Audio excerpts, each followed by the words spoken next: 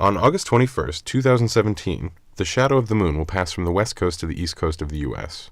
Our blue sky will turn black as night and fill with stars, and there will be a hole in the sky where the sun used to be, surrounded by the fiery ring of the sun's corona, a total eclipse of the sun. This will truly be a historic event. Accounts of solar eclipses date way back in the written record. The early Mesopotamians wrote that the sun was put to shame during the solar eclipse of the 14th century BCE, and it may have started the sun worship of the Egyptian pharaoh Akhenaten. Ancient Chinese astrologers paid with their lives if they failed to predict a solar eclipse and portend the fate of their emperors whose symbol was the sun. The earliest date of a specific event in human history, a battle between the armies of Lydia and Media, occurred on May 28, 535 BCE, when a solar eclipse caused the soldiers to lay down their arms and declare a truce. So, how does it happen? During a total solar eclipse, the moon moves between the Earth and the sun. When this happens, the disk of the moon appears to perfectly cover the disk of the sun, even though the sun is much larger than the moon. But how is this possible? The sun is 400 times bigger than the moon, but by sheer coincidence, the moon is 390 times closer to Earth. Size and distance cancel each other out so that the moon and sun appear to be almost exactly the same size. Every time the moon orbits the Earth, once every 27.3 days, it has to pass between the Earth and the sun, a stage called the new moon phase. And, every time it passes, the new moon has a chance to block out the sun.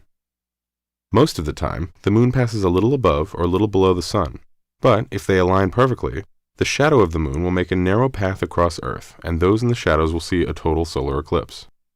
Just like on the night side of the Earth, the sky during a total eclipse is black and filled with stars. But, while the moon perfectly covers the surface of the sun, it doesn't block out the sun's outer atmosphere, its corona, which appears as a fiery ring around the dark disk of the moon. Solar eclipses occur several times a year, but most often they are partial eclipses, where the moon doesn't quite line up with the sun. And, when the moon and sun are perfectly aligned, the moon is usually too far from Earth in its orbit to completely cover the sun, creating an annular eclipse. During an annular, or partial eclipse, the sky remains bright. Even on those rare occasions of a total eclipse, the moon's shadow is most likely to fall on the 70% of Earth that is covered by water, and few people, if any, will see it. The eclipse of 2017 will be remarkable on a larger scale because the moon is slowly moving away from Earth.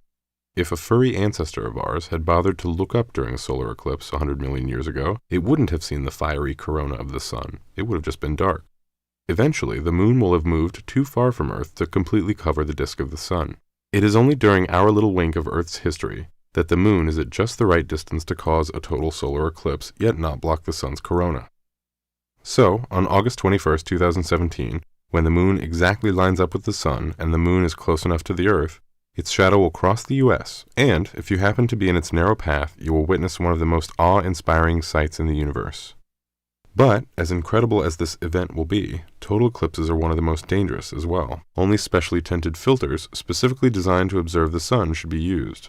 The eclipse might put the sun to shame, but even a shamed sun can seriously damage your eyes.